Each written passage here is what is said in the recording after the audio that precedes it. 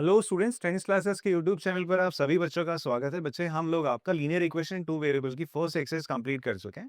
And इससे पहले जो दो लेक्चर्स हुए, उन दो लेक्चर्स में मैंने आपको बताया कि किस तरीके से हम लीनियर इक्वेशन टू वेरिएबल को ग्राफिकली सॉल्व कर सकते हैं। और ग्राफिकली सॉल्व करने के साथ साथ हमने ये भी जाना कि कैसे जो आपका रेशियो होता है coefficient of X, coefficient of Y और कांस्टेंट का, दो लीनियर इक्वेशन टू वेरिएबल का, उनके रेशियोज को कंपेयर करके हम ये जान लेते हैं कि आपका जो ग्राफिकल, जो हमारी लीनियर इक्वेशन टू वेरिएबल है, जब हम उन्हें ग्राफ में प्लॉट करेंगे, जो कि लाइन बनाती है, वो जो लाइनें है वो क्रॉस करेंगी, इंटरसेक्ट करेंगी, पैरेलल होंगी या कोइंसाइड करेंगी। ये हमने सीखा था। ठीक है। एंड ग्राफिकली मोस्टली हमने सीखा था कि हम इक्वेशन को कैसे सॉल्व करते हैं। और जो लेक्चर वन था, it is very very important for you guys. क्यों बहुत ज्यादा इंपॉर्टेंट है? बिकॉज उसमें मैंने सारे कंसेप्ट एकदम डिटेल में बताए हैं। कैसे हम लोग, अगर हमें इक्वेशन दे रखी है, लाइनें पैरेलल हैं, इंटरसेक्ट कर रही है, तो उनका कैसे इस्तेमाल करके हम इक्वेशन में, अगर कोई के नाम का कोई कांस्टेंट है, उसकी वैल्यू निकालनी है, उसको निकालते हैं। ठीक है। ऐसे क्वेश्चन एक्सरसाइज में कम है, वहां पर मैंने स्पेसिफिकली आपको दिए जो एग्जाम्स में आते हैं, तो प्लीज उसको देखिएगा। आज अपन लोग देखने वाले हैं कि कैसे हम लीनियर इक्वेशन टू वेरिएबल को सॉल्व करेंगे बाय सब्स्टिट्यूशन मेथड। अब आप बोलोगे सर ग्राफिकल मेथड था तो सब्स्टिट्यूशन मेथड लाने की जरूरत क्यों पड़ी? एक नया मेथड क्यों लाए हम इक्वेशन को सॉल्व करने के लिए? ठीक है। इसलिए लाए कि अगर ग्राफ में, अभी तक आपने देखा था ग्राफ जहां पर कट कर रहे थे, इंटरसेक्ट कर रहे थे, वो पॉइंट्स क्या आ रहे थे? 2,3, 3,2, 5,4 ऐसे आ रहे थे ना। तो आपके क्या आ रहे थे? वो इंटीजर्स वैल्यू आ रही थी। कैसी वैल्यू आ रही थी बच्चे? इंटीजर्स। बट वहीं सोचो, अगर आपका 1.59, 3.26 ऐसे पॉइंट आने लग जाते तो, √2, √5 ऐसा आ जाता तो आप उसको क्या पॉइंट आउट कर पाते? मुश्किल होती, बहुत ज्यादा दिक्कत होती है आपको। तो ऐसे क्वेश्चंस को, ऐसी इक्वेशंस को सॉल्व करने के लिए हमारे पास एक दूसरा मेथड होता है, that is called substitution method of solving linear equation in two variable. बात समझ में आती है? तो उसी को हम आज करने वाले हैं। एक्सरसाइज और एग्जांपल्स देखते हैं। तो सबसे पहले हम कुछ एग्जांपल से स्टार्ट करते हैं। हमारे पास एक सिंपल सी दो इक्वेशन है, लीनियर इक्वेशन टू वेरिएबल। आपको क्या करना है? इसको भाई सब्स्टिट्यूशन मेथड क्या करना है? सॉल्व करना है। अभी सब्स्टिट्यूशन का मतलब समझो। सब्स्टिट्यूशन क्यों आया ग्राफिकल के ऊपर, ये समझ में आ गया। ऐसे पॉइंट जो इरेशनल होंगे या डेसिमल में होंगे, उनको लोकेट करना मुश्किल होगा, इसलिए हम किसका इस्तेमाल करते हैं? सब्स्टिट्यूशन मेथड का। नाम से ही पता चल रहा है, सब्स्टिट्यूट। सब्स्टिट्यूट क्रिकेट में, फुटबॉल में आपने देखा होगा ना, कुछ प्लेयर्स होते हैं जो सब्स्टिट्यूट होते हैं। क्या होता है उनका काम? कि अगर अंदर जो मेन प्लेयर है उसको कुछ दिक्कत हो जाए, तो उसके सब्स्टिट्यूशन में उसकी जगह वो चले जाएं, उसकी जगह हम उसको वहां पे रख दें। बात समझ में आती है? तो यहां पर भी हम क्या करेंगे? एक इक्वेशन से एक वेरिएबल की वैल्यू पकड़ेंगे और दूसरी की जगह उसको क्या कर देंगे? सब्स्टिट्यूट कर देंगे। बात समझ में आती? करके दिखाता हूं तो आपको और बेटर समझ में आएगा। तो सबसे पहले सब्स्टिट्यूशन करने का जो मेथड है वो क्या रहेगा आपका, कैसे हमने सब्स्टिट्यूशन करना है। तो आपने देखना है, दो आपके पास इक्वेशन है। आप देखो, कहीं पर भी कोई वेरिएबल आपको फ्री दिख रहा है जिसका कोफिशिएंट 1 हो, पहले आपने ये चेक कर लेना। दोनों इक्वेशन में, पहली और दूसरी में, आपने ये चेक करना है कि कोई ऐसी इक्वेशन है जिसमें मुझे वेरिएबल एकदम फ्री मिल रहा है, उसका कोफिशिएंट 1 मिले बस। है ऐसी कोई इक्वेशन? इन दोनों में से कौन सी है? ये सेकंड इक्वेशन लिखा हुआ नंबर 2 और नंबर 1। सेकंड में x+2y=3 है। तो आप ऐसा करो, पहले क्या लिख लो? x+2y=3। अब आप क्या करो, जो वेरिएबल तुम्हें एकदम क्या मिला, जिसका जो कांस्टेंट था, जो उससे पहले क्या था, कोफिशिएंट था, नॉट कांस्टेंट, कोफिशिएंट था, वो 1 था, उसको एक तरफ रखो, बाकी चीजों को एक तरफ ले आओ। ठीक है। तो इसको मैं क्या लिख सकता हूँ? x=, ये मेरी कौन सी इक्वेशन थी?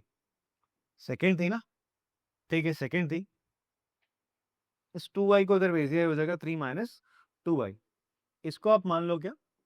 थर्ड इक्वेशन मान लो। क्या मान लो बच्चों? थर्ड मान लीजिए। ठीक है, या नहीं भी मानना चलेगा, कोई जरूरत नहीं इसको बनाने की ऐसा। अब आप क्या करोगे? बस ये लिख लोगे, सब्स्टिट्यूटिंग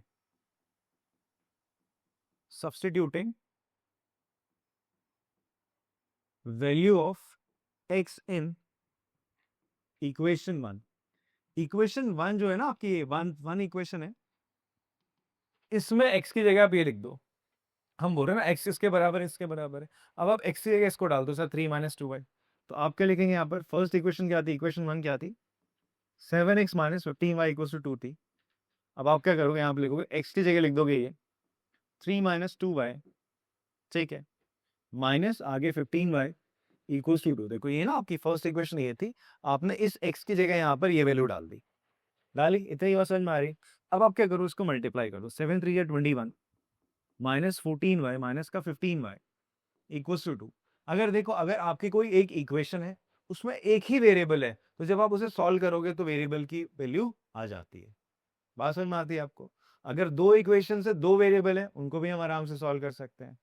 दो इक्वेशन है, तीन वेरिएबल है, तो कॉम्प्लेक्स हो जाता है, तो सॉल्व करना मुश्किल हो जाता है कभी कभी, काफी टाइम। ठीक है जी, दो इक्वेशन दो वेरिएबल आराम से सॉल्व हो जाएगी। एक इक्वेशन एक ही वेरिएबल है, सॉल्व करो आराम से, नंबर एक तरफ ले जाओ, वेरिएबल एक तरफ रखो। बेटा -14 और -15 कितना हो जाएगा ये?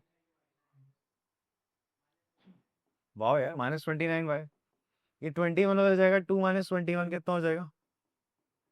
-19। तो -29 y था, अब ये -29 को इधर नीचे डाल दो, -19 अपॉन -29, माइनस से माइनस कैंसिल, तो y की वैल्यू क्या निकल गई बेटा? 19 अपॉन 29 आ रही। इतनी बात समझ में आती है? अब हम क्या करेंगे, ये y की वैल्यू आ गई ना, इस y की वैल्यू को उठा के आप यहां पर डाल दो। ठीक है, सो हमें तो पता था, ऑल्सो हमें क्या पता है, ऑल्सो हमें पता है कि x किसके बराबर है? 3 - 2y के बराबर है। तो 3 - 2 इंटू वाई की जगह क्या लिख दो, ये लिख दो 19 अपॉन 29 आपने लिख दिया। एलसीएम लेते हैं बच्चे इसका, तो क्या हो जाएगा, x बराबर 29 नीचे रहेगा, 29 इधर भेजा, 3 इंटू 9, 3 9 जा 27, 2 3 2 6 7 87 माइनस 2 इंटू 19 कितना, 38। 87 में से 38 माइनस कर दो, 17 में से 8 गया 9, 7 में से 3 गया 4, 49 अपॉन 29। तो x कितना आ रहा है आपका? x आ गया 49 अपॉन 29। तो ये आपका फाइनल आंसर है सर। एक्स और वाई की आपको वैल्यू निकालनी, ये वो पॉइंट्स है जहां पर ये दोनों क्या करेंगे, लाइनें इंटरसेक्ट करेंगी। हाँ जी बच्चे, हमेशा मैंने आपसे क्या बोला, जहां पर मैंने ये नहीं, आपको हमेशा ये नहीं करना कि सेकंड से फर्स्ट में करना है। मैंने फर्स्ट ही आपको बोला, हम देखेंगे अगर मुझे पहली इक्वेशन में ऐसा दिख गया कि x का कोफिशिएंट 1 है, तो मैं x एक तरफ रखूंगा, बाकी सारी एक तरफ ले जाऊंगा चीजें। अगर किसी का भी कोफिशिएंट 1 नहीं है, तो उस केस में हम क्या करेंगे, एक वेरिएबल एक तरफ रखेंगे, बाकी सारे एक दूसरी तरफ ले जाएंगे। अभी क्वेश्चन आते जाएंगे, आपके टाइप्स आते जाएंगे, मैं आपको और बताता रहूंगा। ठीक है, अभी एक बेसिक मैंने आपको क्या बताया, अगर आपको ऐसा दिखता है कि x का जो कोफिशिएंट है वो 1 है, या y का कोफिशिएंट 1 है, तो y को एक तरफ रखो, बाकी एक तरफ ले आओ। ये अगर आपको पहली में ऐसा दिख रहा है, दूसरी में ऐसा, किसी में भी ऐसा दिख रहा है, उसमें कर सकते हो आप। बात समझ में आ रही है? ऐसा कुछ नहीं कि दूसरी में ही करेंगे। क्लियर है? अगर दोनों में नहीं, अगर मान लो यार 2 होता, तो उस केस में क्या करता, मैं 2y को उधर ले जाता, फिर 2 से नीचे डिवाइड करता, फिर वो वैल्यू आती है x की। बात क्लियर है? तो अभी आएंगे क्वेश्चंस, करते रहेंगे, धीरे धीरे से बढ़ते हैं, इसे कॉपी करेंगे सब। समझ में आया तो अब तो अगला सवाल देखते हैं। ठीक है, अभी समझो पहले आप लोग, फिर आराम से कॉपी करो। आपसे बोलते हैं solve the following question. Aftab tales his daughter, Aftab अपनी बेटी को बोलता है 7 years अगो। अब देखो यहाँ पे ना एज वाले जो क्वेश्चंस होते हैं, इनमें बच्चे प्लस माइनस में कभी कभी गलती करते हैं, और मैं बहुत बहुत ज्यादा फंडामेंटल चीज आपको बता रहा हूँ, तो समझना, अभी पेन में मत चलाना बेटा रोहित। ठीक है, ठीक बेटा, प्लीज, आपको प्लीज बोल रहा हूँ, ठीक है? प्लीज के बाद फिर सोचना क्या होगा। हाँ, आपको पता है मैं कितना साइलेंट टीचर हूँ, नॉन वायलेंस मेरी ब्लड में भरा हुआ है। हाँ, गांधी जी को मैं बहुत ज्यादा मानता हूँ, चाहे मेरा हेयर स्टाइल हो जाए, ठीक है, चाहे कुछ भी हो, मतलब आई लव दैट गाय। ठीक है, भगत सिंह को भी मानता हूँ बहुत ज्यादा। ठीक है, वो तो मेरी आत्मा में है, चंद्रशेखर आजाद। ठीक है, अब मैं आपको आजाद कर दूंगा, आत्मा तेरी तरफ तो जाएगी अगर तूने बात नहीं मानी मेरी तो। अब तो भतीजा भी मेरा मुंह बोला। चलो ध्यान सुनो, अभी ना क्वेश्चन को करने का तरीका, ऐसे ना वर्ड प्रॉब्लम्स अभी आएंगे आपके एग्जाम्स में, ऐसी वर्ड प्रॉब्लम्स आती है, ये जो ये आती है ना रिलेशन वाली, ये बड़ी आती है, बहुत ज्यादा पूछ, बहुत कॉमन है। आप ये मान के चलो 195 से 100% चांस है इस साल आएगी ये। ठीक है जी, इस साल आएगी, मतलब कहने का मतलब क्या है, या तो तुम्हारे यूटी में आएगी, या तो तुम्हारे हाफ ईयरली में आएगी, या तो फाइनल्स में जो तुम्हारे स्कूल में एग्जाम होंगे वहां आएगी, प्री बोर्ड्स होंगे वहां आएगी, या तो बोर्ड्स में भी आ सकती है। कहीं ना कहीं क्वेश्चन आपको पक्का मिलेगा। जब आए तो आप जरूर मेरे पास दौड़ते दौड़ते आना, सर देखो क्वेश्चन आया। ठीक है, इवन अभी आज आया था तेरे इस क्वेश्चन पेपर में एक एज वाला, नहीं आया? ये तू टेस्ट दे के आई ना, ये है तो आ रखा है, तो तूने किया नहीं बट आ रखा है। देखा, इसका पहला ही क्वेश्चन आ गया, आज ही इसका टेस्ट था मैथ्स का, उसमें आ रखा है क्वेश्चन। सेम मतलब इसी पैटर्न पे आता है। सेम क्या है यार, यहाँ पे यहाँ इस तरह आफ्ताब की जगह ऐसा आ जाएगा, तुम्हारे पिताजी का नाम आ जाएगा, और यहाँ डॉट, तुम तो सन हो ना, सन हो जाओगे यहाँ, सन आ गया। या मेरे पिताजी का आ सकता है, किसी के पिताजी का आ सकता है, ठीक है, डिपेंड करता है, तुम्हारा आ सकता है, साक्षा मैन टेल्स हिज डॉटर, होगी ना कभी कभी। चलो, खुश हो गए ना तब तुम। चलो देखते हैं सवाल करना है कैसे। आपसे बोलता है, Aftab tales his daughter, Aftab अपनी लड़की से बोल रहा है कि 7 years अगो। अब बच्चे इसमें कंफ्यूज आते हैं, अगो का मतलब क्या है यार, ये पहले की बात कर रहा है या फिर आगे की बात कर रहा है। तो तुम्हें ये तो पता होगा ना, वॉज किसके लिए इस्तेमाल होता है। सर वॉज पास्ट के लिए इस्तेमाल होता है, नहीं पता तो समझ लो भाई। और विल और शैल किसके लिए इस्तेमाल होता है। सर फ्यूचर के लिए होता है सर। ठीक है, वॉज हो गया, सर डिड हो गया, ठीक है, ये किसके लिए हो रहे हैं आपके, पास, ठीक है। या कहीं हेंस दिखाई दे, तो ये सारे के सारे किसके बारे में बात कर रहे हैं, फ्यूचर के बारे में। बात समझ में आती है आपको, ठीक है। अगर ये विल शैल हेंस आ रहा है तो फ्यूचर की बात चल रही आगे, और वॉज मतलब पास्ट, पास्ट में माइनस हो जाएगा, फ्यूचर में क्या होगा, ऐड होगा। मैं बोलूंगा 5 साल बाद तेरी उम्र कितनी है, तो तू क्या बोलेगा बेटा, जो तेरी उम्र है मान ले एक्स, एक्स+5 बोलेगा। मैं बोलूंगा 3 साल पहले तेरी उम्र क्या थी, तो तू बोलेगा x-3। केशव की तरफ मैंने बोला उम्र बता, उम्र, शर्माने लग गया है, कच्ची गली मासूम चेहरा।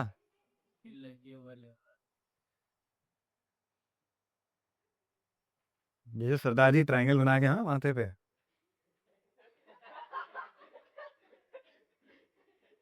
हंस कह रहा हूँ मैं, हंस का टैटू बना के। तो ये बोलता है अपनी बेटी से, क्या बोलता है, Aftab tales his daughter 7 years अगो, 7 साल पहले, I was 7 times as old you, मैं तुमसे 7 साल पहले मैं तुमसे 7 गुना क्या था, तुमसे 7 गुना बड़ा था, ठीक है। मान लो अगर लड़की की एज कितनी थी, 3 साल होगी, तो बाप कितना हो जाएगा, 7×3 = 21 हो जाएगा, 7 times था उससे। बात समझ में आ रही है, क्लियर है। हाँ, अब आगे बात करते हैं। Also 3 years from now, 3 years from now, अभी 3 साल से और आगे फ्यूचर में बात कर रहा है। अगर नाउ समझ में नहीं आया तो उसने बोला आई शैल, क्या बोला उसने, शैल, मैंने इसलिए बोला शाल, बोला शाल मतलब आगे, फ्यूचर की बात कर रहा है। किसकी बात कर रहा है, फ्यूचर की बात कर रहा है। क्वेश्चन को डिकोड करना आप लोगों ने, shall be 3 times as old as he, ये बोलता है 3 साल बाद फ्यूचर में मैं तुमसे कितना हो जाऊंगा, 3 गुना हो जाऊंगा। कितना हो जाऊंगा, 3 गुना हो जाऊंगा, ठीक है। मान लो फ्यूचर में क्या होगा, लड़की की एज कितनी हो जाती है आपकी, 8 हो जाती है, कितनी हो जाती है, 8 साल की होती है लड़की, ठीक है। तो 3 गुना कितना हो जाएगा उसका, 24 में बोल रहा है, 24 साल का हो जाऊंगा। बात समझ में आती है आपको। आपको बोलता है इस सिचुएशन को आप, इजंट दिस इंटरेस्टिंग, बहुत इंटरेस्टिंग है भाई, क्या बात कर दी यार, बाप बेटी की उम्र की हम जानने के लिए तो बात कर रहे थे, ये जीवन यही इसीलिए तो हमारा था। आफ्ताब अपनी बच्ची से बात करेगा, रिप्रेजेंटिंग द सिचुएशन, इस सिचुएशन को आप एल्जेब्रिकली लिखोगे, एल्जेब्रिकली मतलब एक्स वाई वेरिएबल्स वगैरह आने चाहिए, ठीक है। और साथ ही साथ ग्राफिकली और सब्स्टिट्यूशन दोनों मेथड से इसको सॉल्व करोगे, बोलता है, ठीक है जी। तो सबसे पहले सिचुएशन को लिखते हैं, कैसे लिखा जाता है इसको लिखने का तरीका समझो। पहले क्वेश्चन थोड़ा थोड़ा समझ में आपको।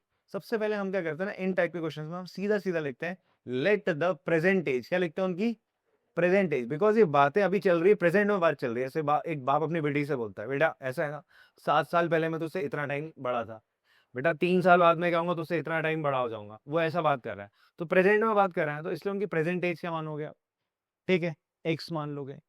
तो आपने क्या मान लिया, let present age of Aftab, क्या मान ली तुमने, बी x years, क्या मान ली, x years मान ली, ठीक है।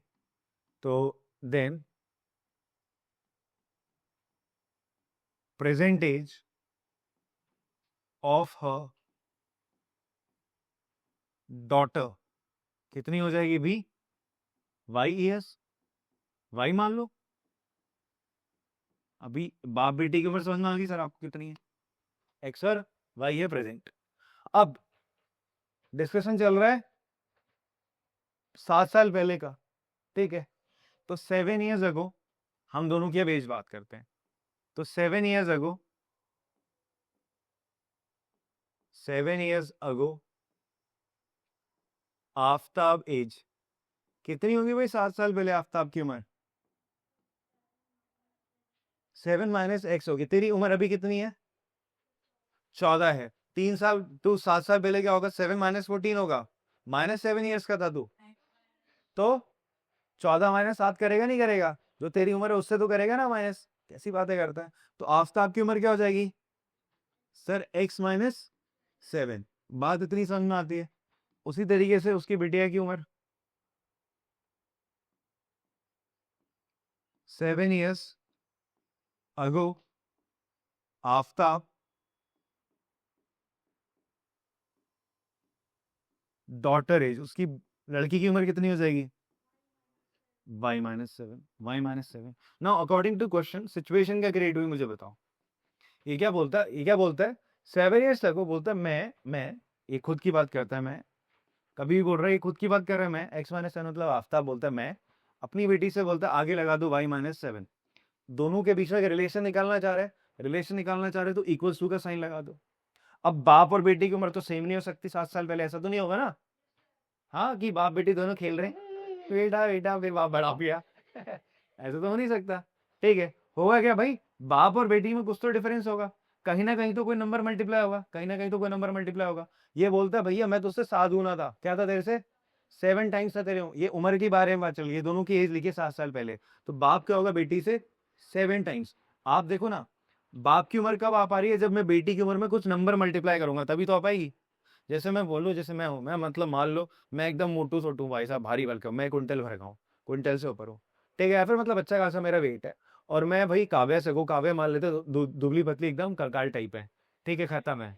नहीं है, आप फिट हो, आप फिट हो, हम ऐसी बात कर रहे हैं। ठीक है, ऐसी बात कर रहे हैं।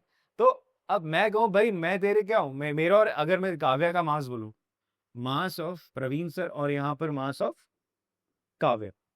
ठीक है, आपके जो क्लास के फ्रेंड्स हैं उन्हें ये वीडियो सजेस्ट करना। ठीक है, जो उसके सेक्शन के हैं। ठीक है, और ये पॉइंट बता देना है जिस टाइम मार्क। तो मास और प्रवीण सर और मास और काव्य की बात करें, क्या हमारा मास बराबर है? नहीं। प्रवीण सर मास और काव्य से, प्रवीण सर का मास काव्य के मास से क्या होगा? ज्यादा होगा ना, ज्यादा होगा ना, 20 गुना। मैं हैवान लग रहा हूँ तेरे को। 2 गुना होगा, कितना होगा मान लो? 2 गुना। मान लो ये कितने केजी की? 35 केजी। कितने केजी की है? 35 की, तो मैं 70 केजी का मान लेते हैं। ठीक है, इतना तो नो यार, 20 गुना तो कितना हो जाएगा? तो यहां मल्टीप्लाई करूंगा ना। अगर देखो मान लो मैं यहां करता 2 इंटू मास और प्रवीण सर करता, और यहां पर हम काव्य का मास लिखते हैं, तो इसका मतलब क्या होता? अगर मेरे में अगर 2 मल्टीप्लाई करते तो इसका मास आता है। इसका मतलब ये चीज इससे बड़ी है। इस लॉजिक, इसको समझना। कभी कभी बच्चे ना उल्टा पुल्टा लिख देते हैं, 7 इधर मल्टीप्लाई करते हैं, इधर मल्टीप्लाई करते हैं। इस लॉजिक को समझो। मैंने अगर इधर 7 मल्टीप्लाई करा है तो इसका मतलब क्या है? इस नंबर पे, इस चीज पे मैं जब 7 मल्टीप्लाई करता हूँ तब ये इसके बराबर आता है, तो उसका मतलब ये ऑलरेडी इससे क्या होगा? बड़ा होगा। भाई ये नंबर कब आता है? जब मैं इस नंबर पे 7 मल्टीप्लाई करता हूँ। ठीक है, मैं बोल रहा हूँ 24 कब आ जाता है? जब मैं 8 में 3 मल्टीप्लाई करता हूँ। ठीक है, तो जब 2 को मल्टीप्लाई करके आ रहा है तो इसका मतलब ये इन दोनों से क्या होगा? बड़ा होगा ना। तो यार यहीं पे तो बात है, दोनों से बड़ा होगा ये, तो इसका मतलब इसलिए मैं लिख रहा हूँ x-7 इज 7 टाइम्स। इसको अब ऐसे पढ़ो, age of Aftab is 7 times age of her daughter, his daughter, sorry not her, वो तो लौंडा है ना। हिज डॉटर, बात समझ में आती है? हर इस्तेमाल होता है लड़कियों के लिए, ठीक है, एंड शी भी इस्तेमाल होता है लड़कियों के लिए, यू आर ही। तो ये समझ में आ रही सर? पहली इक्वेशन समझ में आई कैसे बनी? अब आप 7 से करोगे मल्टीप्लाई, ये समझ में आ रहा है? चमका ना कैसे बनाए? ये रहना चाहिए दिमाग में पूरे साल भर याद। बच्चे ये गलती करते हैं, उन्हें ये नहीं पता नहीं चलता 7 इधर मल्टीप्लाई करें, इधर मल्टीप्लाई करें। आफ्ताब की एज पहले लिख ली 7 साल पहले, लड़की की एज लिख ली 7 साल पहले, कुछ रिलेशन है दोनों में, हाँ। आफ्ताब अपनी बेटी से 7 गुना है, लिख लिया ना, 7 इंटू ये करने पर आफ्ताब की एज आएगी। समझ में आ रही बात चंदन? हाँ, ओके फाइन, मल्टीप्लाई करके। तो x-7, 7y-49, मुझे सब्स्टिट्यूशन करना था ना। क्या करना था? सब्स्टिट्यूशन ऐसा करते हैं, बढ़िया काम, इस 7 को उठा के इधर x को इधर ही रहने दो। ठीक है, या फिर पहले एक प्यारी सी क्वेश्चन बना लेते हैं, फिर करते हैं। चलो सब्स्टिट्यूशन, ये हो जाएगा x, इस 7y को उधर ले आओ, माइनस का 7y, 49 को उधर ले आओगे तो ये हो जाएगा 49 और -7 कितना हो जाएगा? प्लस का 40, 2 इक्वल्स टू 0, आपके पास ये इक्वेशन आ गई सर। ये एक एक्सप्रेशन आ गया, एक एल्जेब्रिक एक्सप्रेशन आ गया, पहले 7 साल वाला जो सीन था इसे हमने कर दिया सही, ग्रेट। अब बात करते हैं आगे, next part.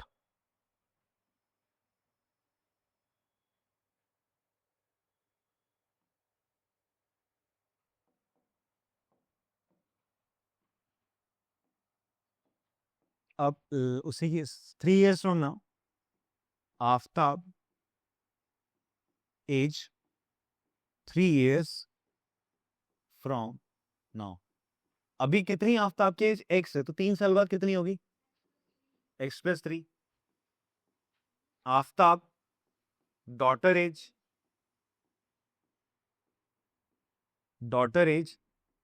3 years from now कितना हो जाएगा, y प्लस 3 हो जाएगा सर। बात समझ में आता है। Now according to question, question भी कुछ क्या है, बात कह रहे हैं सर, एक इन्फो दे रहे हैं, क्या इन्फो दे रहे हैं उनके बारे में, ये बोलता है ऑल्सो 3 years फ्रॉम नाउ, वो अपनी बेटी से कहता है आई शैल बी 3 times, मैं तुझसे कितना बड़ा हो जाऊंगा, 3 गुना। अब दोनों को कंपेयर करा जा रहा है ना, x प्लस 3 और y प्लस 3 आपने लिख दिया दोनों तरफ, इक्वल्स टू का साइन लगा दो, बट अभी बराबर नहीं है, ऐसे छोड़ना नहीं है, बोला सर ये तो गलत है, हाँ गलत है, दोनों बराबर तो ना होंगे 3 साल बाद बाप बेटी, होगा तो ना, अब होगा क्या, इसको बड़ी हंसी छूट रही है, ठीक है। अब क्या होगा, ये बोलता है मैं तुझसे कितना बड़ा होगा, 3 गुना, कितना होगा, तो 3 गुना, भाई लड़की में मल्टीप्लाई करोगे तभी तो बाप की उम्र पाई, ठीक है, लड़की छोटी रहेगी, 3 से मल्टीप्लाई करो तो जाके बाप के बराबर आ रहा है, बात समझ में आ रही, हाँ।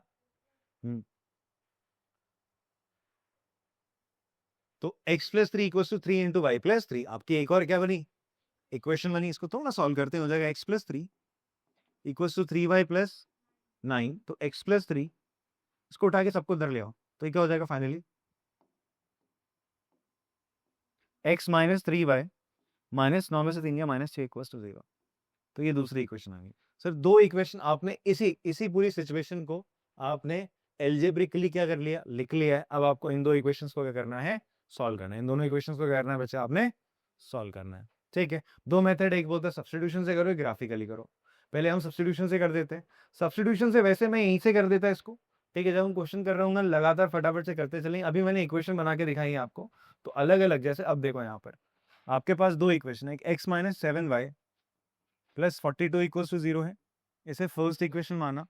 दूसरी इक्वेशन है x minus 3y minus 6 equals to 0, ये आपकी सेकंड इक्वेशन हो। इनको आपने सॉल्व करना है। तो अभी अभी मैंने आपको मेथड बताया था, क्या सब्स्टिट्यूशन मेथड के लिए हम क्या करेंगे, पहले कोई भी इक्वेशन पकड़ लो, बट वो पकड़ो जहां पर कोई वेरिएबल का कोफिशिएंट आपको 1 दिख रहा हो, क्या दिख रहा हो, 1 दिख रहा हो, दोनों में दिख रहा हो। अगर नहीं दिख रहा है तो कोई भी पकड़ लो, अगर इन दोनों में क्या दिख रहा है, पहले वाले में दिख रहा है, तो आप क्या करोगे, फ्रॉम इक्वेशन 1 आप क्या कह सकते हो, क्वेश्चन ऐसे होगा, इनको सॉल्व करने को बोलेगा सब्स्टिट्यूशन मेथड से, आप बोलोगे फ्रॉम इक्वेशन 1, दोबारा क्यों लिखो, लिखी तो वही यहाँ पर आपने आप लिख चुके हो, तब की बात कह रहा हूँ, ये नहीं कि भाई आपकी बुक में लिखी तो तुम बोल रहे हो फ्रॉम 1, पहले लिखोगे, तुम बताओगे 1 2 क्या, फ्रॉम 1 तुम कह सकते हो ना, एक्स बराबर ये 7y उधर जाएगा तो प्लस का 7y हो जाएगा, 42 उधर जाएगा तो माइनस का 42, इसको थर्ड बना लो इक्वेशन, एक्स की वैल्यू 7y माइनस 42 हो जाएगी, हो जाएगी। नाउ अब आप क्या करोगे, substituting, wow, substituting value of X in कौन सी इक्वेशन में, दूसरी में, दूसरी क्या थी, एक्स की जगह क्या लिख दोगे आप यहां पर, मैं लिख देता हूं यहाँ पे x minus 3y minus 6 equal to 0। आपने इस x की जगह क्या लिखा बेटा, ये लिखा, ये है ना x की वैल्यू है, आपने इस x की जगह ये रख दिया sir, 7y minus 40, 7y minus 42, फिर आगे क्या रहेगा, माइनस का minus 3y minus 6 equal to, थोड़ा सॉल्व करते, 7 में से 3 गया 4y, 42 में और 6 48 हो जाएगा, 48 उधर जाएगा, इकट्ठा भाई कितना आ गया 12, भाई 12 आ गया। ये प्रेजेंट एज किसकी निकली, आफ्ताब की, लड़की की निकली है। अभी आफ्ताब की एज निकालनी है, तो इस y की वैल्यू कहाँ डाल लो, now put value of y equals to 12 in equation 3 में, 3 में डाल दो यहाँ पर, तो x कितना हो जाएगा, 7 इंटू 12 माइनस 42, 42 7 इंटू 12 कितना होता है 84 माइनस 42 कितना हो जाएगा 42 ईयर्स। तो एट द एंड आपने फाइनली आंसर में क्या लिखना है? हाँ, प्रेजेंट, ये लिखना है आपने।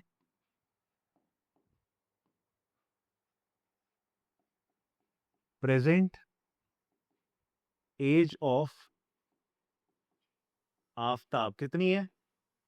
42 ईयर। कितनी है? 42 साल का है। उसी तरीके से present age of Aftab daughter कितनी है? 12 साल। ऐसा क्या आपको बात समझ में आती है? क्लियर है? ये हमने कैसे करा क्वेश्चन आपका? सब्स्टिट्यूशन मेथड से। अब इसी को कैसे करना है? ग्राफिकली। कुछ बच्चे बोल रहे थे सर अभी भी ग्राफिकली थोड़ा सा प्रॉब्लम आ रही है, तो सीख लो कैसे करते हैं। यहाँ पर फिर मौका मिल रहा है आपको। तो हम ऐसा करते हैं, इक्वेशन लिख लेते हैं। क्या equation? X minus 7y plus 42। X minus 7y plus 42 equals to 0। ठीक है, एक इक्वेशन ये। दूसरी इक्वेशन क्या बेटा? X minus 3y minus 6। X minus 3y minus 6 equals to 0। तो हम क्या करते थे इसमें? आपका एक छोटू सा बॉक्स बनाते थे, ऐसा बनाते थे। यहाँ पे वैल्यूज डालो, एक्स और वाई। ठीक है, एक्स की जगह क्या रखा आपने? 0 रख दिया। इसी जगह क्या रख दिया? 0 रखो तो वाई क्या आएगा? देखो, माइनस का 7y है, 7y इधर, ये 0 रखा ना, minus 7y plus 42 equals to 0। 42 इधर रहने दो, 7y को उधर ले जाओगे तो काटोगे तो कितना आ जाएगा? 6 आ जाएगा। कितना आ जाएगा? 6 आ जाएगा। समझ में आ रही बात? ऐसी अगर आप y की जगह क्या रखते हो? 5 रख दो, 0 मत रखो। 0 रखोगे तो x 42 आ जाएगा, बहुत बड़ा आ जाएगा। ठीक है, थोड़ी छोटी नंबर रखते हैं। तो ऐसा करते हैं कि 100 थोड़ा आसपास ना इन्हीं नंबर्स में रखते हैं, अपने ग्राफ बनाने में थोड़ा सा हमें ज़्यादा मेहनत ना करनी पड़े। ठीक है, तो अगर मैं y की जगह 5 रख दो, 7 5 जा 35, 42 में से 35 माइनस करो, कितना आ जाएगा? 7 आ जाएगा। कितना आ जाएगा आपका? 7 आएगा। ठीक है, इसको ऐसा रख लो ना, x minus 7 into 5 plus 42 equals to 0। कितना होगा बेटा? 35 और 42 माइनस करें, कितना आएगा? 7। x की वैल्यू कितनी आ रही है? -7 आ रही है, तो नेगेटिव में यार। ऐसा करो, एक्स वाई की वैल्यू 7 रख दो, पॉजिटिव में आ जाएगी। चलो, वाई की वैल्यू क्या रख देता हूँ? 7 रख देता हूँ। वैसे वो भी सही थी जो रखी। वाई की वैल्यू अगर आप 7 रखो, 7 7 जा 49, माइनस करोगे तो कितना आएगा? 7 बचेगा, प्लस का 7 आ जाएगा, 7 7 आएगा। क्लियर है इतनी बात? हाँ, ये समझ में आया कैसे मैंने पॉइंट्स रखे हैं? ठीक है, मैं ऐसा रखना चाहता हूँ कि नंबर्स मेरे ज्यादा बड़े ना बढ़े। ठीक है, तो मैंने 0 6 और 7 7 पे कर लिया। अगर आप वाई की जगह 0 रखते हो तो एक्स कितना आता? 42 आता। ठीक है, ये इससे हम बचे। अब दूसरा, इसको भी सॉल्व कर लेते हैं यार।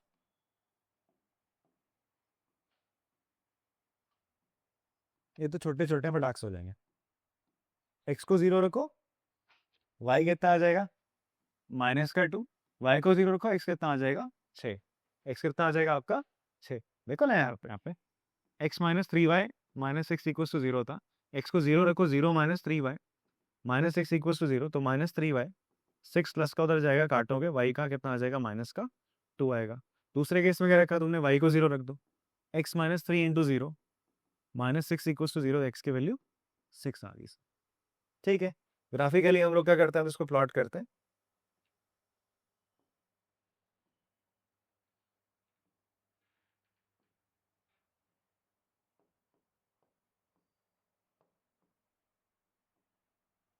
One, to, three, 4, 5, 6, 7। 1 2 3 4 5 6 7 और -1 -2। ठीक है, पहला पॉइंट क्या? 0 6 और 7 7। 0 6 कहाँ पे लाई करेगा? 0 6 यहाँ पे, 0 6 और फिर 7 7। 7 7 आपका कहीं पे यहाँ आ रहा है सर। उप्स, तो तगड़ी बनेगी लाइन। आंसर क्या था वैसे इसका?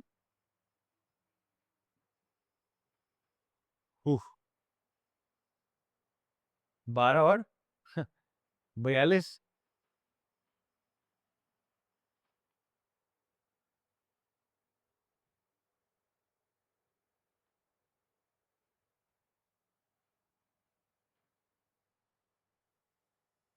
ये तो खेला हो गया।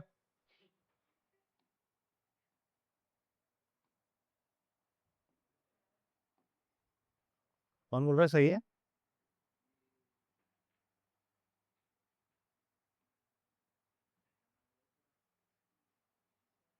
क्योंकि ये बहुत आगे जाएगा ना।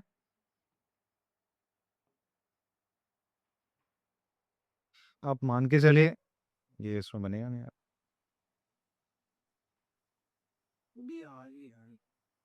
हाँ, कौन? कौन है? तो वो टैलेंट है उसका।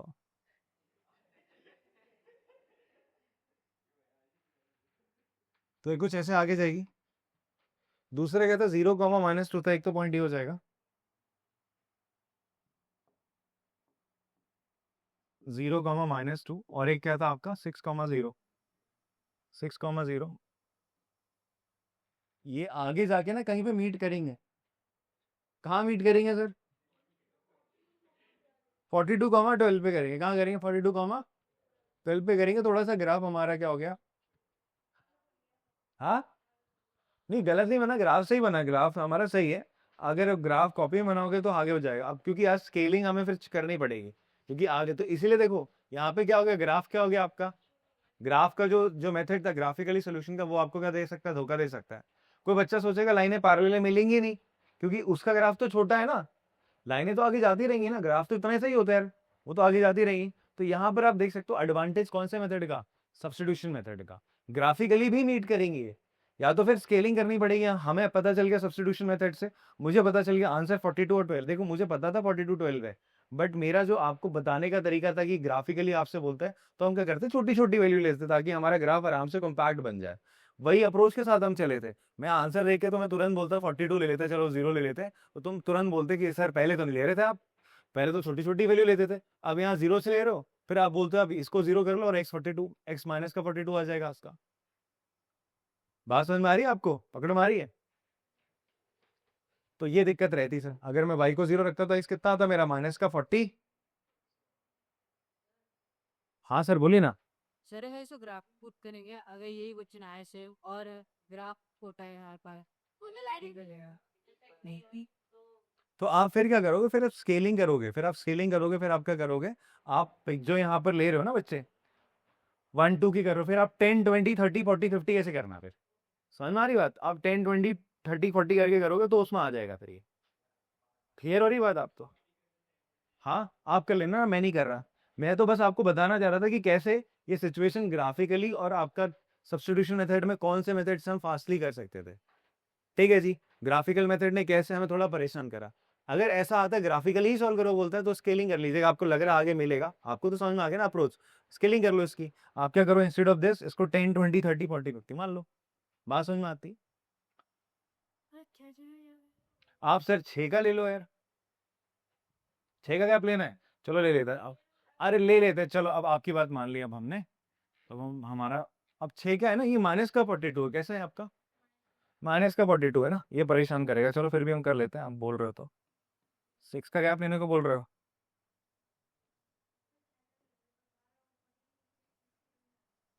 ये 7 है ना, फिर इसका करेगा। हाँ, 6 बोल रहे हो आप? 6 के बाद 12, 18, 24, 30, हाँ 42। ठीक है, अगला।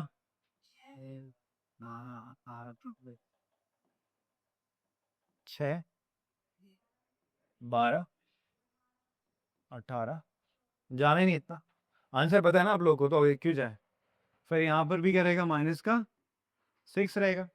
ठीक है, अब आपका पॉइंट है 0, 6। पहला कौन सा है? 0, 6। फिर कौन सा है? 7, तो 7 कहीं यहाँ पर होगा, ये पॉइंट हो जाएगा 7। 7 कहीं ये पॉइंट होगा, ठीक है। 6 से थोड़ा सा ऊपर, 6 के यहाँ पर साइड में है चश्मिश, ठीक है। अब तुम कलाकारी देखो मेरी।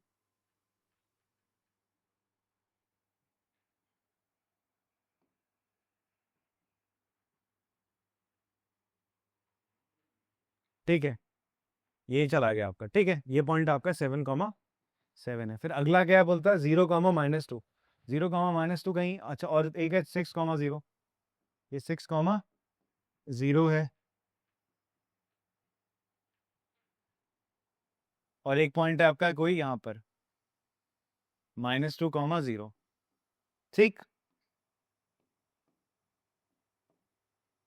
अब इसको ज्वाइन करोगे, इसको ज्वाइन करा आपने, तो ऐसे जाके आगे लहरा के बल जाके यहाँ पर। अब ये पॉइंट देखोगे आप, मजा ही आ जाएगा आपको। देखो ये पॉइंट क्या है, 12, 42,12। क्या आपका आंसर यही था? देखो मैजिक, ठीक है। ऐसे स्केलिंग करके आप ला सकते थे आंसर। क्लियर है पर? हाँ, थैंक यू युवराज जी, तभी तो अब युवराज है यार। अगला सवाल देखते हैं। अगला सवाल क्या है, in a shop the cost of 2 pencil and 3 eraser is ₹9। एक शॉप है जिसमें आपका 2 पेंसिल और 3 इरेजर की कॉस्ट क्या है, ₹9। निंजा फुटवेयर नहीं है ये, ठीक है। And the cost of 4 pencil and 6 eraser is ₹18। Find the cost of each pencil and each eraser. Her eraser की और हर पेंसिल की आपको क्या निकालनी है, कॉस्ट निकालनी है, ठीक है। तो आप ऐसा करो, आप हर पेंसिल और हर इरेजर की कॉस्ट ₹100 क्या मान लो, वाई मान लो। आप क्या लिखेंगे यहाँ पे, लेट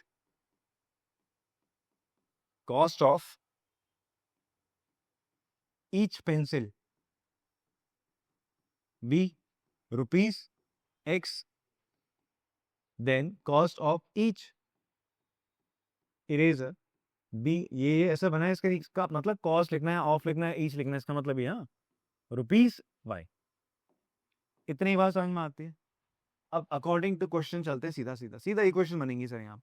हमसे क्या बोलते हैं सर, 2 पेंसिल और 3 इरेजर की कॉस्ट, ठीक है। तो या फिर आप ऐसे भी लिख सकते हो, थोड़ा सा बेसिक बेसिक बना दें आपके लिए। तो कॉस्ट ऑफ 2 पेंसिल कितना हो जाएगा बताओ, 2x। कॉस्ट ऑफ 3 इरेजर कितना हो जाएगा, 3y। तो क्वेश्चन क्या बोलता है सर, अकॉर्डिंग टू क्वेश्चन, जो 2x है, 2 पेंसिल का कॉस्ट और 3 इरेजर का कॉस्ट, ये कितना बोल रहा है सर, ₹9 है। ये पहली क्वेश्चन बन गई, बात समझ में आती है। फिर दूसरे में क्या बोलता है, अगर हम ऐसे ही चलें, आपका कॉस्ट ऑफ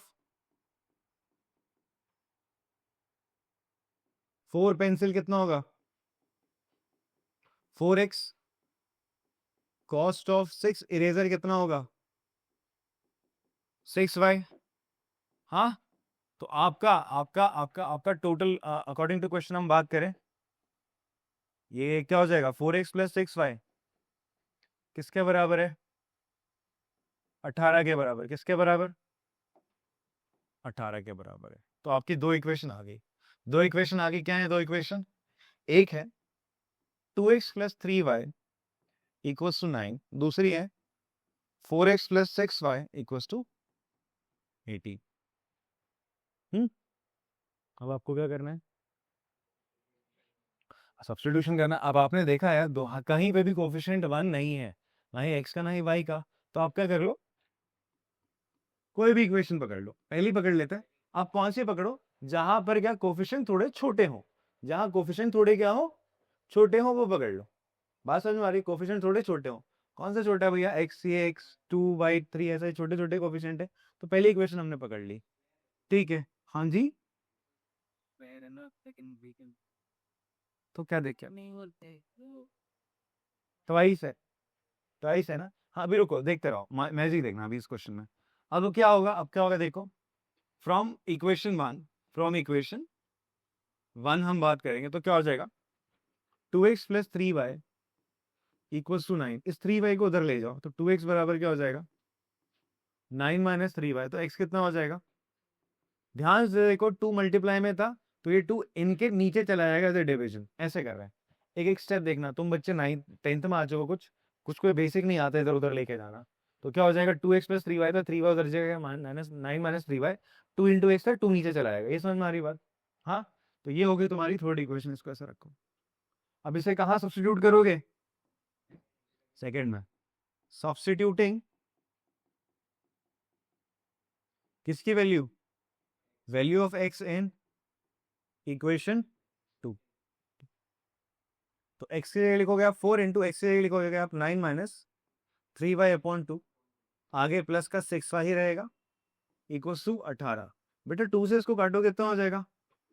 2 2 जा 4। अब 2 से अंदर मल्टीप्लाई, 2 9 जा 2 इंटू 3 माइनस का 6y प्लस का 6y बराबर 18। 6y से 6y कट जाएगा, अब कितना आया? 18 बराबर 18। एक्स भी की नहीं है, वाई भी नहीं, निकालने का चले थे अपन लोग, हम निकालने का चले थे, एक्स और वाई निकालने चले थे। यहाँ तो एंड में क्या बचा? नंबर बराबर नंबर आ गया। अगर कभी ऐसी सिचुएशन आ जाए कि नंबर बराबर नंबर दिख रहा है, ध्यान से सुनो, नंबर, तो इसका मतलब ना, और हाँ, और ये सिचुएशन सही हो, एकदम करेक्ट सिचुएशन हो, इसका मतलब इनफाइनाइट सोल्यूशन है। कैसे सोल्यूशन है आपके? इनफाइनाइट सोल्यूशन है सर इसके, कोई एक सिंगल सोल्यूशन नहीं है। कितने सोल्यूशन है इसके? इनफाइनाइट सोल्यूशन है। और अगर ऐसा है 4 बराबर 5 है, 10 बराबर 1 आ जाए, ऐसा कुछ ऊट पटांग सिचुएशन है जो गलत गलत होती है, उसका मतलब लाइनें क्या है? मतलब आप बोल सकते हो जीरो सोल्यूशन है। कितने सोल्यूशन है आपके? Zero solution. लाइनें पैरेलल है। अब आप बोलोगे लाइनें पैरेलल है, कोइंसाइड बोल रहे हो, तो आपके दिमाग में कौन सा एक्सरसाइज आनी चाहिए? एकदम इससे पहली वाली क्लिक करनी चाहिए, नहीं करनी चाहिए? उसमें क्या सिखाया था मैंने आप लोग को कि अपन लोग क्या चेक करते हैं? कोफिशिएंट्स का रेशियो, कोफिशिएंट्स का रेशियो चेक करते हैं। तो एक बार चेक कर लो, क्या दिक्कत आ रही है? सर यहाँ चेक करो, A1 क्या है? 2, A2 क्या है? 4, B1 क्या है? B2 क्या है? C1 क्या है? 9, C2 क्या है? वैसे हम कायदे से इधर लेके आते हैं। अब दोनों इक्वल टू के इधर थे तो हमने 9 और 18 ले लिया। अगर दोनों को इधर लेके आओगे तो क्या हो जाएगा? -9 -18, माइनस से चलो काट दिए। ये 1/2, ये भी 1/2, ये भी 1/2, सब बराबर आ रहे 1/2 के। तो इसका मतलब क्या होता है? अगर सारे A1/A2, B1/B2 और C1/C2 x के कोफिशिएंट, y के कोफिशिएंट और कांस्टेंट का रेशियो अगर सेम होता है तो लाइनें क्या होती हैं? एक दूसरे पे कोइंसाइड करती हैं। एंड में आपने लिखना है hence A1/A2, B1/B2 equals to C1/C2। तो आप बोलोगे therefore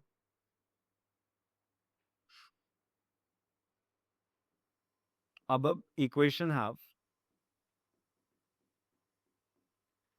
infinite solution. Infinite solution है, कोई पर्टिकुलर सोल्यूशन नहीं, तो हम कॉस्ट ऑफ ईच पेंसिल और ईच इरेजर यहाँ पर कोई फिक्स नहीं बता पाएंगे सर, ठीक है? तो वो निकालना मुश्किल है थ्रू दीज इक्वेशन। बात समझ में आती है आपको? हाँ, कॉपी करना चाहते कॉपी करेंगे इसको, तो कॉपी करो अगर आप लोगों ने। तो इसमें यहाँ पर आपने फाइनल लिखना क्या? तो अब equation have infinite solution, so no such unique solution exist. कोई यूनिक सोल्यूशन तो एग्जिस्ट नहीं करेगा, तो हम इसके कॉस्ट बता नहीं सकते। एक पेन और एक पेंसिल और इरेजर की, सॉरी। एक लास्ट एग्जांपल देख लेते हैं, ठीक है? एग्जांपल है, two rails are represented by the equation. ऐसा रेल है ना, ट्रेन कैसे चलती है भाई? पटरी पे चलती है। वाओ यार, टायर से, टायर भी होते हैं सर लोहे के, हाँ गुड। तो ये पटरी है, हमने पटरी को क्या माना? एक स्ट्रेट लाइन माना। क्या माना है? एक स्ट्रेट लाइन। तो ऐसा मानो ये एक स्ट्रेट लाइन है, ये ट्रेन जा रही है, और मान लो एक ट्रेन ऐसा जा रही है, ऐसे जा रही है। तो अब ट्रेनें क्या कर सकती है? या तो एक दूसरे को क्रॉस कर सकती है, ठीक है? ये पटरी है, जो पटरी है एक दूसरे को क्या कर सकती है? क्रॉस कर सकती है। या तो पैरेलल हो सकती है, या तो एक दूसरे पे ओवरलैप, तो क्या करेंगे? ओवरलैप भी कर सकती है। जैसे क्या कर सकती है? अरे एक ट्रेन जा रही है, उसके पीछे दूसरी ट्रेन नहीं चलती है? चलती नहीं चलती है? हाँ, तो पीछे चलती तो दोनों की इक्वेशन से वो नहीं हो जाएगी? तो दोनों यहाँ, जैसे यहाँ पर यही वैसी इक्वेशन है। अगर ये मान लो ट्रेन की इक्वेशंस होती, दो ट्रेन की जिन लाइन पे चल रही है उनकी इक्वेशन होती, तो आप बोलते सर दोनों एक ही ट्रैक पे चल रही है। दोनों क्या चल रही है? एक ही ट्रैक पे चल रही है। भाई ये ऐसा इस ट्रैक पे चल रही है, दूसरी भी इसी ट्रैक पे चल रही है, तभी तो कोइंसाइड कर रहा है। हाँ जी, क्या? एक टाइम पे एक ही ट्रेन चलेगी उस ट्रैक पे, इतनी तो बुद्धि होनी चाहिए, मंद बुद्धि नहीं हो आप बहुत ही ऊंची किस्म के व्यक्ति हो, तुम पुरुष नहीं हो, महापुरुष हो, महापुरुष, समझे? यार ये मतलब क्या? सर सर ऐसा कैसे होगा सर? सर ट्रैक पे सर 2 ट्रेनें कैसे चल जाएगी सर एक ट्रैक पे? अबे आगे पीछे चलेंगी ना। चल, यहाँ पर बोलता है दो रेल्स हैं आपके, रिप्रेजेंटेड बाय द इक्वेशंस ये और ये है। अब आपसे बोलता है क्या ये रेल क्रॉस करेंगे एक दूसरे को? क्रॉस करेंगे क्या होगा? आप सोल्यूशन निकालोगे इनका, यूनिक सोल्यूशन आ गया तो क्रॉस करेगी, नहीं आया तो नहीं करेंगे। और अगर ऐसा आ गया 5 इक्वल्स टू 5 आ गया तो मैंने क्या बोला था? आप बोल दोगे क्या हो रहा है? ओवरलैप कर रहे हैं भैया, सही क्रॉस नहीं करेंगे तो एक ही ट्रैक पे चल रही है। ठीक है, अरे रुक जा 2 मिनट। अब करना स्टार्ट करते हैं सब्स्टिट्यूशन मेथड से। x plus 2y minus 4 equals to 0, ये एक इक्वेशन है पहली। ठीक है, और 2x plus 4y minus 12 equals to 0, ये सेकेंड इक्वेशन है। ये क्या है आपका?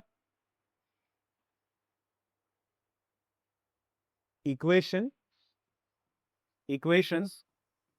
Representing rails. ठीक है, रेल्स को रिप्रेजेंट करेंगे इक्वेशन सर। अब फ्रॉम इक्वेशन 1 मुझे बताओ, फ्रॉम इक्वेशन 1 मैंने आपसे बोला था ना, जहां x क्या होगा आपका, कोफिशिएंट 1 के साथ हो या y कोफिशिएंट 1 के साथ हो वो पकड़ लो। यहां था x पकड़ लिया सर, इनको उधर लेके जाएंगे तो x बराबर क्या हो जाएगा?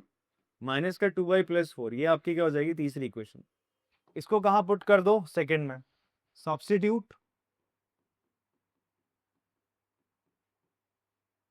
Value of x in equation 2। तो सर इसे x से क्या लिखा जाएगा? ये जो x है यहाँ पे, इसकी जगह ये लिख दिया जाएगा। तो 2 इंटू माइनस का 2y प्लस का 4 प्लस का 4y माइनस का 12 इक्वल्स टू 0 लिख दिया सर आपने। आपने करा ये जो x की वैल्यू थी उसे यहाँ रख दिया, दूसरी इक्वेशन में डाला। यहाँ रखोगे x की जगह तो ब्रैकेट बना के रखना, ब्रैकेट के अंदर डालना है ऐसा। ठीक है, बिकॉज ये नेगेटिव में ऐसा ना, ऐसा ब्रैकेट में डालना बेटा। अभी 2 से मल्टीप्लाई हो जाएगा तो क्या हो जाएगा? माइनस का 4y प्लस का 8 प्लस का 4y माइनस का 12 इक्वल्स टू 0। सर 4y से 4y 8 12 में से 8 गया। क्या -4 कभी 0 के बराबर हो सकता है? कभी नहीं हो सकता। तो ये ऊटपटांग सिचुएशन आ रही है ना आपकी। तो अगर मैंने कहा था कि अगर ऐसी सिचुएशन आए जो भाई सही हो, करेक्ट हो, और एक्स और वाई रहे ना, एक्स और वाई रहे नहीं, सॉल्व करते करते ये एक्स और वाई रहे नहीं, और सिचुएशन ऐसी आई कि नंबर बराबर नंबर आ गया, तो इसका मतलब क्या है? कोइंसाइड है। और मैंने कहा था सॉल्व करते करते ऐसा एक्स और वाई भी कट जाए और ऐसी सिचुएशन आए जो करेक्ट ना हो, तो इसका मतलब लाइनें क्या होंगी? पैरेलल होंगी। Parallel parallel. अबे यूनिक होती तो कुछ ना कुछ आता ना आंसर। एक्स की वैल्यू कुछ आती, वाई की वैल्यू कुछ आती। यूनिक, अजी यूनिक ये है, यूनिक ये है बेटा, यूनिक ये है। ठीक है, यहां पर क्या आ रहा है? कुछ ऐसा आ गया, तो इसका मतलब क्या होगा? और इवन आप अपने क्या चेक करना है यहाँ पर, ये चेक करोगे आप लोग। हाँ जी, फिर एट द एंड आप चेक करोगे। हेंस a1 अपॉन a2 आपने निकाला, कितना आ रहा है सर? 1/2। b1 अपॉन b2 कितना आ रहा है sir? 2/4, that is 1/2। c1 upon c2 कितना आ रहा है सर? -4 upon -12, that is 1/3। तो आपने देखा a1 upon a2 is equals to b1 upon b2 is not equals to c1 upon c2. So therefore lines are parallel and never intersect. So the rails will never intersect. कभी intersect नहीं करेंगे, intersect each other। बोल भी रहा हूं मैं, so the rails will never intersect each other. तो ये आपका सोल्यूशन हो जाएगा। तो यहां पर हम लोगों ने एक्सरसाइज 3.2 का हम बोल सकते हैं एक सॉर्ट ऑफ इंट्रोडक्शन करा है। अगर आपको मेरी बातें समझ में आ गई तो आप एक्सरसाइज से क्वेश्चंस भी अब आराम से कर सकते हैं। ठीक है जी, हमने इक्वेशन लिए, सब्स्टिट्यूशन मेथड से कैसे सॉल्व करनी मैंने बताई। ठीक है, अगर कहीं पर ऐसे आंसर्स आ रहे हैं आपके उटपटांग से आ रहे हैं कि भाई -4 बराबर 0 आ जाए, पॉसिबल नहीं है तो नो सोल्यूशन हो जाएगा। फिर उसके बाद वापस से जाओ, कोफिशिएंट से चेक करके बता दो लाइनें क्या है, पैरेलल है, ये लिख देना आपने फाइनली। ठीक है, बराबर आ रही है तो आप बोल दो कि कोइंसाइड कर रहे हैं, अदरवाइज मोस्टली केस में एक्स और वाई की कुछ ना कुछ वैल्यू आ रही होगी। तो क्वेश्चन करेंगे आप लोग, ट्राई करना एक्सरसाइज 3.2 के।